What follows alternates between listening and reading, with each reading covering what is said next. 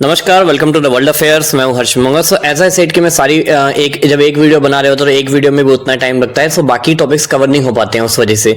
So that is why इस video के अंदर मैं सारे ही टॉपिक्स कवर करने वाला हूं। वर्ल्ड अफेयर्स से रिलेटेड आज जितने भी डेवलपमेंट हुई है सारे टॉपिक्स को कवर करने वाला हूं। एंड इसके अंदर जो मेरी शुरू की 2 वीडियो मैंने आज बनाई थी वो भी वर्ल्ड अफेयर्स से रिलेटेड है, तो आप उनको जाके देखिए। नहीं तो मैं उन वीडियो को भी इसी में ऐड कर देता हूँ, इसमें आप डायरेक्टली देख सकते हो। इसके अलावा मैं कोशिश करूंगा कि ये वीडियो ज्यादा लंबी ना रहे, उन वीडियोस को हटाने के बाद मुश्किल से 4 से 5 मिनट की रहे, जिससे कि आपका टाइम भी बचे एंड आपके नॉलेज भी गेन हो। सो अगर आपको ये वीडियो अच्छी लगती है तो आप कमेंट बॉक्स में कमेंट करके बताना आपको कैसी लगी, एंड आप अपना सुझाव भी देना कि इस तरीके की वीडियो बनाना सही है क्या, इस तरीके की वीडियो बनाने से सही रहेगा या नहीं, तो आप कमेंट बॉक्स में कमेंट करके बताना। सो चलिए शुरू करते हैं। फर्स्ट न्यूज है नेपाल में राजशाही समर्थकों का हिंसक प्रदर्शन। यहाँ पर आप ये आर्टिकल भी पढ़ सकते हो। Protest demanding restoration of Hindu kingdom in Nepal turns violent in Kathmandu. So जो प्रोटेस्ट हो रहे थे नेपाल के अंदर हिंदू किंगडम्स को वापस लाने के लिए, वो प्रोटेस्ट वायलेंस में बदल गई in Kathmandu, says security personnel protesters injured. So अगर आपको नहीं पता तो मैं आपको बता देता हूं कि आज के समय नेपाल में नारे लग रहे हैं। नेपाल में ये क्वेट बहुत ज्यादा फेमस हो रहा है कि राजा लाओ देश बचाओ, राजा लाओ देश बचाओ। So according to the Nepal people, वो कह रहे हैं कि वी डोंट नीड दी लोकतंत्र, we don't need a democracy, we need the Hindu kingdom. हमें राजा लाओ देश बचाओ ही चाहिए। जो मोनार्की है जो एक टाइम पे नेपाल को चलाते थे, नेपाल के लोग उसके समर्थन में, नेपाल के लोग कह रहे हैं कि हमारे देश को यही बचा सकता है। सो 70% आज के टाइम पे नेपाल के लोग इसी पक्ष में है कि वो राजा लाओ। नेपाल की पॉलिटिकल पार्टी की बात करें जो अभी के समय में सत्ता पक्ष में है, सो वो लोगों का कहना ये है कि ये इसके पीछे इंडिया है एंड इंडिया ही इसके पीछे, इंडिया ही ये सारी चीजें करा रहा है। सो इस प्रोटेस्ट में न्यूज आ रही है कि इसमें 9 लोग, जो ये प्रोटेस्ट हुआ आज काठमांडू के अंदर हिंसक प्रोटेस्ट हुआ, तो इसके अंदर 9 से ज्यादा लोग मारे जा चुके हैं। जैसे नेपाल की राजधानी काठमांडू है। यहाँ पर आप ये पढ़ भी सकते हो, यहाँ पे मैं ये हाईलाइट भी कर रहा हूं। According to local media reports, despite the being announced as a peaceful rally, the protest turned violence with the demonstrator smashing window of building along roadside. So I will repeat it again.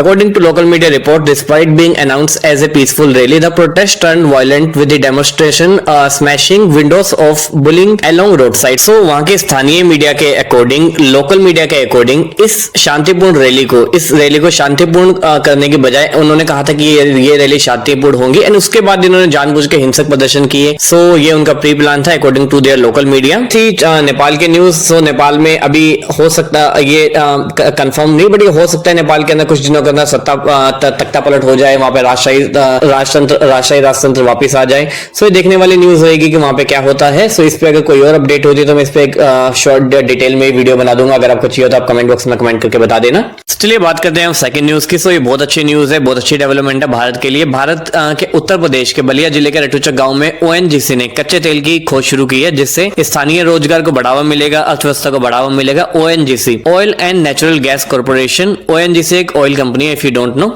इसके लिए ONGC ने चिट्टू पांडे की जमीन को 10 लाख रुपए सालाना किराए पे लिया है। यहाँ पर तेल की खोज की जाएगी, एंड ऐसा दावा किया जा रहा है कि इस क्षेत्र में, पूरे बलिया जिले की बात कर रहा हूँ, इस क्षेत्र में लगभग 300 किलोमीटर तक कच्चे तेल का विशाल भंडार मौजूद है। ओएनजीसी पिछले 6 महीने से यहाँ पे खुदाई का काम कर रही है, इस पे तेजी से काम चालू है। बट अभी ये संकेत मिलने लगेगा यहाँ पे जो है 300 किलोमीटर तक कच्चे तेल का भंडार मौजूद है, इसलिए ओएनजीसी ने अभी इस खुदाई के काम को और तेज कर दिया है। हालांकि एक्सपर्ट के मुताबिक इस क्षेत्र में 3000 से 5000 मीटर तक की खुदाई करनी होगी, जिसके बाद ही तेल मिलने की संभावना मतलब ज्यादा है, और तेल मिलने की संभावना और बढ़ जाएगी। हालांकि मैं ये क्लियर कर देता हूँ, अभी तक इसकी कोई आधिकारिक पुष्टि नहीं हुई है, अभी तक तेल मिला नहीं है, सिर्फ ये रिपोर्ट्स है कि मिलने की संभावना है। बट अगर आप ये सोच के देखिए, अगर तेल मिल गया तो कितना अच्छा रहेगा इंडिया के लिए। अगर तेल मिल गया तो वहां के किसानों को डायरेक्ट लाभ मिलेगा, युवाओं को डायरेक्ट लाभ मिलेगा, उनको रोजगार मिलेगा। जैसे आप देखते होंगे यूपी के लोग, बिहार के लोग कई बार दूसरे स्टेट्स में जाके काम करते हैं, तो उनको दूसरे स्टेट्स में जाने नहीं पड़ेंगे, वो डायरेक्ट अपने अर्थव्यवस्था में कंट्रीब्यूट कर पाएंगे अपने स्टेट की। एंड इससे ओवरऑल इंडिया को बहुत फायदा होगा, क्योंकि इंडिया अगर जो बाहर से तेल खरीद रहा है, विदेशों से तेल खरीद, रशिया से, वेनेजुएला से और बाकी कंट्री से तेल खरीद रहे हैं, तो कुछ हद तक इंडिया को उससे बहुत फायदा मिलेगा। और देखिए इस प्रोजेक्ट को लेके हर किसी के मन में उत्साह है, मेरे मन में भी है, आपके मन में भी होगा, एंड ओएनजीसी के मन में भी बहुत ज्यादा उत्साह है, एंड इसलिए ओएनजीसी ने काम तेजी से चालू कर दिया है। सो इस पे अगर और कोई डेवलपमेंट होती है तो मैं इस पे वीडियो बना दूंगा। अगर आपको डिटेल में चाहिए हो तो आप मुझे बता देना, मैं डिटेल में भी बना दूंगा। अगर आपको वीडियो अच्छी लगी हो तो कमेंट करके बताना। Thank you for watching. तो बात करते हैं अगली न्यूज के। So as you know, Justin Trudeau को रिप्लेस करके, जस्टिन ट्रूडो जो कि कनाडा के प्रधानमंत्री थे, सो उनको रिप्लेस करके उन्हीं के पार्टी के, किसी और पार्टी के नहीं, उन्हीं के पार्टी के उनको रिप्लेस करके मार्क कार्नी बन गया कनाडा के न्यू पीएम। सो उन्होंने रिसेंट स्टेटमेंट दिया यूएसए को लेके एंड कनाडा को लेके। So he said that all relationship with US is over. मैं चाहता हूं यहाँ पे एक बार आप ये वीडियो देखें, ये वीडियो देखें। Relationship we had with the United States based on deepening integration of our economies and tight security and military cooperations is over. यहाँ पर आप ये आर्टिकल भी पढ़ सकते हो। सो ही सेड डोनाल्ड ट्रंप की ओर से नया टैरिफ लगाने के साथ ही कनाडा और अमेरिका के बीच ट्रेड वॉर और बढ़ गया है। रिसेंटली यूएसए ने कनाडा पे एडिशनल टैरिफ लगाने का बयान दिया था डोनाल्ड ट्रंप ने। सो उसी के साथ इन्होंने घोषणा की है कि अब ये डोनाल्ड ट्रंप से मिलेंगे, डोनाल्ड ट्रंप से जल्दी इन मुद्दों पे बात करेंगे। बट एक तरफ ये कह रहे हैं कि डोनाल्ड ट्रंप से बातचीत करेंगे, डोनाल्ड ट्रंप से मिलेंगे, अगली तरफ ये भी कह रहे हैं कि हमारे यूएसए से सारे रिश्ते खत्म हो गए, सारे रिश्ते हम खत्म कर रहे हैं यूएसए से। I can't understand where is going. क्योंकि मैं आपको बता दूं कि जो टैरिफ लगने हैं वो 2 अप्रैल से, ये जो 2 अप्रैल आ रही है, 2 अप्रैल से सब देशों पे टैरिफ लगने वाले हैं यूएसए के। सो इसीलिए मार्क कार्नी ने कहा कि हमारी अर्थव्यवस्था के साथ काम करने, कड़ी सुरक्षा और मिलिट्री सहयोग, सैन्य सहयोग पर आधारित अमेरिका के साथ हमारे पुराने रिश्ते, ओल्ड रिलेशनशिप खत्म हो चुके हैं, एंड उन्होंने कहा कि हम इस पर जवाबी कार्रवाई करेंगे। हालांकि मैं आपको ये बताया देता हूं, कनाडा में आज के समय प्रेसिडेंट चेंज हो गया, जस्टिन ट्रूडो की जगह नए प्रेसिडेंट बन गए, बट इनकी नीतियां वही सेम है। इंडिया को लेके, यूएसए को लेके सेम इनकी नीतियां, वही सेम बयानबाजी है। And what I think, in my opinion, मुझे ऐसा लगता है कि क्योंकि अभी अप्रैल में, शायद 28 अप्रैल के आसपास कनाडा में चुनाव होने हैं। सो ये अपनी पॉलिटिक्स चमकाने की कोशिश कर रहे हैं, इसीलिए उल्टे सीधे बयान भी दे रहे हैं। क्योंकि मैं रिसेंटली भी देख रहा था, कल या परसों की बात है, एक इंडियन ओरिजिन के वहां पे जो चुनाव लड़ रहे थे इनकी पार्टी से, तो उनको इन्होंने निकाल दिया क्योंकि वो पीएम मोदी से मिलने आए थे। सो एंटी इंडिया अप्रोच इनकी अभी भी है, सिर्फ नेता बदला।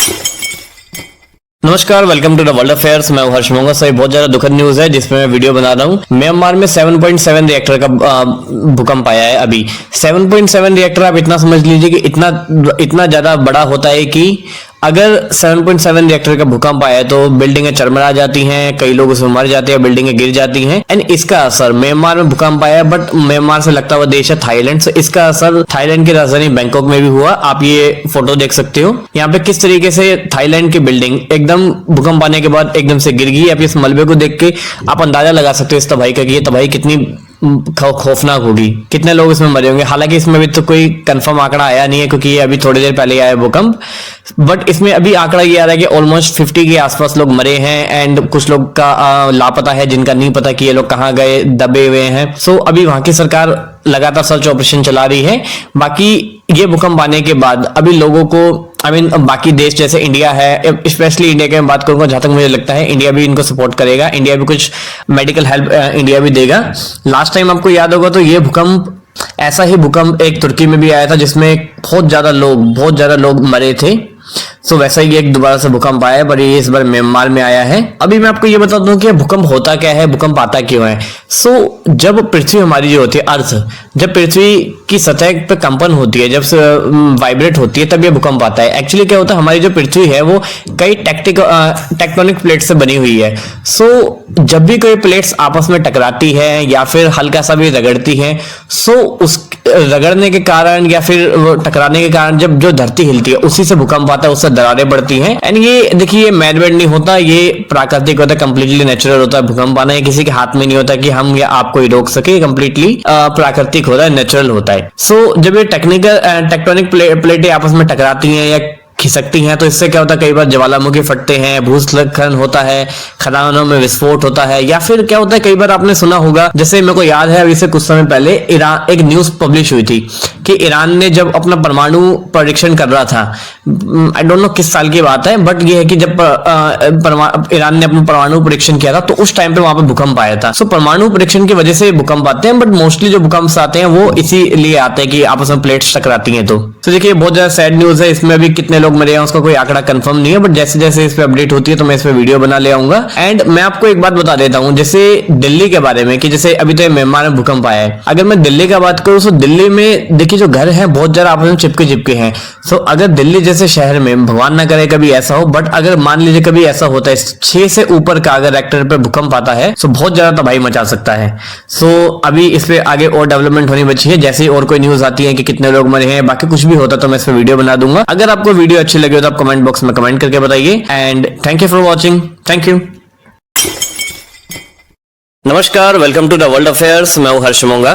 पूरा वर्ल्ड मीडिया इस न्यूज को कवर कर रहा है। लगातार दूसरे दिन अगेंस्ट हमास प्रोटेस्ट जारी है in the Gaza, and specially Asian media इसको काफी ज्यादा कवर कर रहा है, इंडियन मीडिया इसको काफी ज्यादा कवर कर रहा है। हमास के खिलाफ लोग फिलिस्तीन में प्रदर्शन कर रहे हैं, लोग सड़क पर उतरे हैं गाजा में। यहाँ पर आप ये आर्टिकल भी पढ़ सकते हो। Palestinians protest against Hamas in rare public shows of dissent in Gaza. यहाँ पर अभी अदर आर्टिकल है, Palestinians stage largest protest against Hamas in Gaza after conflict resume. So between the conflict Israel and the Hamas resume, ये protest हो रहे हैं against Hamas in Gaza by the Philistinians। ये other article है BBC का, hundreds joins largest anti protest since Gaza war begin. सो इस तरीके के कई आर्टिकल आप ऑनलाइन पढ़ सकते हो। बट यहाँ पे मेन क्वेश्चन ये रेज होता है कि why they are protesting against Hamas, क्यों वो अगेंस्ट हमास के अगेंस्ट प्रोटेस्ट कर रहे हैं, जबकि 2023 7 अक्टूबर में जब हमास ने अटैक किया था इजराइल पे, तब से लेके अभी तक उन्होंने कोई भी प्रोटेस्ट नहीं किया अगेंस्ट, जबकि वहां पे कई कैजुअलिटी हुई हमास के कारण इसलिए क्योंकि इसमें पहली गलती हमास की थी। फर्स्ट अटैक हमास ने किया था इजराइल में, एंड इसके बाद ये वॉर बिगिन हुई थी। तो यहाँ पे मेन क्वेश्चन ये रेज होता है कि why they are protesting against Hamas. तो मैं इसका अभी आपको समझाता हूँ आंसर क्या है। उससे पहले मैं आपसे एक सुझाव चाहूंगा, सो वीडियो को पॉज करके कमेंट बॉक्स में कमेंट करके बताइए। एक्चुअली मैं जो भी वीडियो बना रहा हूँ, क्योंकि देखिए एक वीडियो को बनाने में नॉर्मली 5 से 6 घंटे का टाइम लगता है, क्योंकि वॉइस भी रिकॉर्ड करनी होती है, 10-15 बार रिकॉर्ड करने के बाद परफेक्ट हो पाती है, उसके बाद फिर एडिटिंग भी करनी होती है। सो आप कमेंट बॉक्स में कमेंट करके बताइए कि इस वीडियो की जगह में जैसे क्योंकि जब मैं एक टॉपिक पे वीडियो बना रहा हूँ तो बाकी टॉपिक क्या होता है, कवर नहीं हो पाते, बाकी टॉपिक रह जाते हैं। सो आप मैं ये कमेंट बॉक्स में कमेंट करके बताइए कि क्या इसकी जगह में एक ही वीडियो के अंदर सारे टॉपिक्स को कवर करके करूं तो ये सही रहेगा। सो एज यू नो 2023 7 अक्टूबर को हमास ने इजराइल के अंदर अटैक किया था मिसाइलों से, जिसमें 251 होस्टेजेस 251 होस्टेजेस को बंधक बना लिया था हमास ने, एंड पकड़ के गाजा में ले गए थे, बंधक बना के रखा हुआ था। एंड रिसेंटली इस पे सीज फायर होने के बाद कुछ बंधकों को छोड़ दिया गया, कुछ बंधक ऑलरेडी मारे जा चुके थे। सो इसमें टोटल अभी यहाँ पर आप ये पढ़ सकते हो 58 are still held in Gaza, 58 अभी जो है गाजा के अंदर है। एंड रिसेंटली गाजा हमास ने इन बंधकों को छोड़ने से इनकार कर दिया, यहाँ पर आप ये पढ़ सकते हो। हालांकि ये 58 नंबर मैक्सिमम नंबर है, ये ऑलमोस्ट 50 से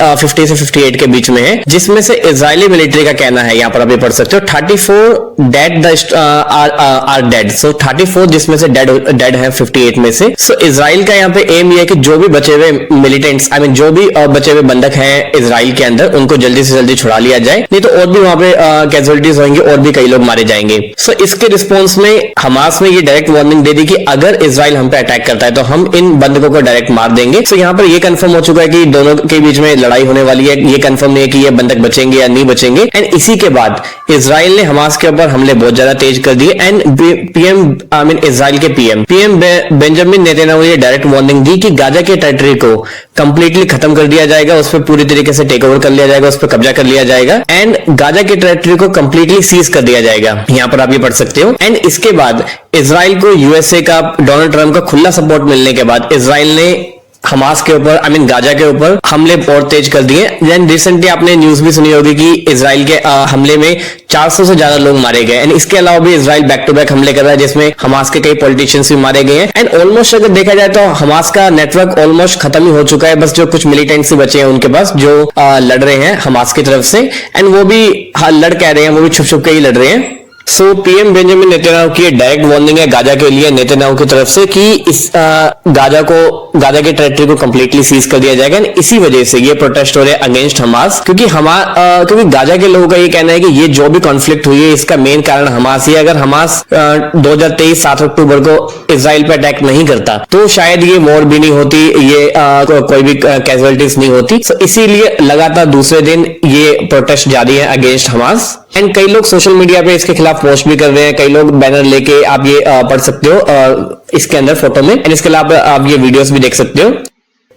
हमास के लोग कह रहे हैं, आई मीन सॉरी थोड़ा कंफ्यूजन हो रहा है बोलते बोलते, सो उसके लिए माफी चाहूंगा। सो गाजा के लोग ये कह रहे हैं युद्ध को बंद करो, जंग को खत्म करो, हमास वापस जाओ, हमास हमारे देश से बाहर जाओ, वी वांट पीस, हम सिर्फ शांति चाहते हैं, we don't want any conflict. क्योंकि देखिए रिसेंटली इजराइल के पीएम नेतन्याहू ने वार्निंग दी है डायरेक्टली, ये आप स्टेटमेंट भी पढ़ सकते हो यहाँ पर, the more Hamas continues in its refusal to release our hostages, Hamas जितना हमारे होस्टेजेस को रिलीज करने के लिए मना करता है, the more powerful the repression we exact will be, उतना ही हमारा अटैक तेज होता जाएगा, उतना ही हमारा दमन जो है तेज होता जाएगा। ये इजराइल के पीएम ने कहा है अपने पार्लियामेंट में, किनेसेट में, इनके पार्लियामेंट को किनेसेट कहते हैं। एंड इसके अलावा इसके आगे बोलते हुए कहते हैं, आई से दिस टू माई कलीग्स, मैंने अपने कलीग्स को भी कहा, and as well as to Hamas as well, so इन्होंने हमास को भी कहा कि इसके बारे में, and this includes the seizure of territories along with other measures I will not elaborate here. So इनका मतलब ये है कि हम गाजा की टेरिटरी पे क्या करेंगे ये मैं खुद नहीं यहाँ पे बता सकता, तो अब इनके आई will not elaborate here, so I will not elaborate here means मैं यहाँ पे नहीं बता सकता। सो आप इससे अंदाजा लगा सकते हो कि कितना भयानक होने वाला है गाजा के लोगों के लिए। सो इसीलिए गाजा के लोग डरे हुए हैं, एंड इसीलिए गाजा के लोग गुस्से में भी है हमास से, वो प्रोटेस्ट कर रहे हैं हमास के अगेंस्ट कि हमास हमारे देश से बाहर निकलो, वी वांट पीस, हमें और युद्ध नहीं चाहिए, we don't want any conflict मोर।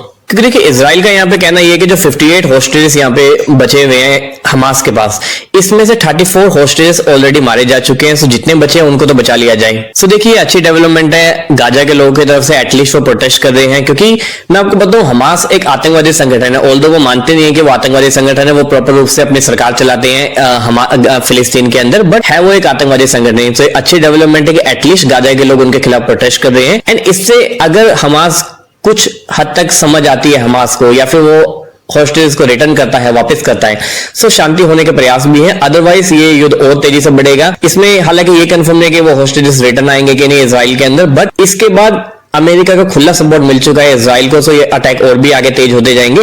वैसे मैं हमास को बता दूं, हमास के पास अभी कोई ज्यादा बैकअप बचा नहीं है, उनके सारे बड़े पॉलिटिशियंस या फिर बड़े जो नेता थे जो हमास को चलाते रहे वो ऑलरेडी मारे जा चुके हैं, अब बस कुछ ही मिलिटेंट्स ही बचे हैं। सो ये आगे देखना होगा कि आगे इसमें क्या डेवलपमेंट होती है। अगर कुछ होता है इस पे डेवलपमेंट तो मैं इस पे वीडियो ले आऊंगा। एंड देखिए अगर आपको ये वीडियो अच्छी लगी हो तो आप कमेंट बॉक्स में कमेंट करके बताना, एंड वीडियो के बीच में मैंने आपसे एक सुझाव भी मांगा, तो वो भी आप मुझे कमेंट बॉक्स में कमेंट करके बताना। And thank you for watching, thank you. तो चलिए बात करते हैं अब अदर न्यूज की। So as you know Russia and Ukraine के बीच में पिछले 3 सालों से युद्ध चल रहा है, जो कि अब खत्म होने के कगार पे है। दोनों देश ब्लैक सी में सीज फायर के लिए मान गए, ये एक अच्छी डेवलपमेंट है रशिया यूक्रेन युद्ध के लिहाज से। एंड इसके अगले दिन ही व्लादिमीर जेलेंस्की जो कि यूक्रेन के राष्ट्रपति है आज के समय, जिसे मैं एक बहुत ही ज्यादा इमेच्योर नेता या फिर बेवकूफ नेता कहूंगा। सो व्लादिमीर जेलेंस्की ने अगले दिन ही सीज फायर की सहमति के बाद अगले दिन ही ये बयान दिया कि रशियन प्रेसिडेंट पुतिन बहुत जल्दी मर जाएंगे, ये बीमारी से जूझ रहे हैं। आई डोंट नो कि जूझ रहे हैं कि नहीं, कोई आधिकारिक रिपोर्ट नहीं है, कोई कंफर्मेशन नहीं है। इस स्टेटमेंट से ये देख के लगता है कि जेलेंस्की चाहते ही नहीं कि ये युद्ध खत्म हो। एंड यही होता है जब आप अपने देश को किसी एमेच्योर नेता के हाथ में दे देते हैं। मैंने ऑलरेडी इस पे एक वीडियो बनाई थी जेलेंस्की के ऊपर कि किस तरीके के इनसेंसिटिव स्टेटमेंट देते हैं, कि फालतू के बयान देते हैं। सो उनके इस बयान से देख के यही लगता है कि वो चाहते नहीं कि युद्ध खत्म हो। बट ये बात है ना कि अगली तरफ ये दूसरी तरफ ये मीटिंग्स भी कर रहे हैं, क्योंकि अगर वो ये डायरेक्टली बोल देंगे कि हम युद्ध करते रहना चाहते हैं, डायरेक्टली बोल नहीं सकते। अगर बोल दिया तो फिर अमेरिका हथियार नहीं देगा, तो इसी वजह से उल्टे सीधे बयान दे रहे हैं। बाकी इस पे अगर और कोई डेवलपमेंट होती है तो मुझे बताया ना, मैं मतलब इस पे अगर और कोई डेवलपमेंट होती है तो मैं वीडियो बना दूंगा। एंड अगर आपको वीडियो अच्छी लगी हो तो कमेंट बॉक्स में कमेंट करके बताना। Thank you for watching.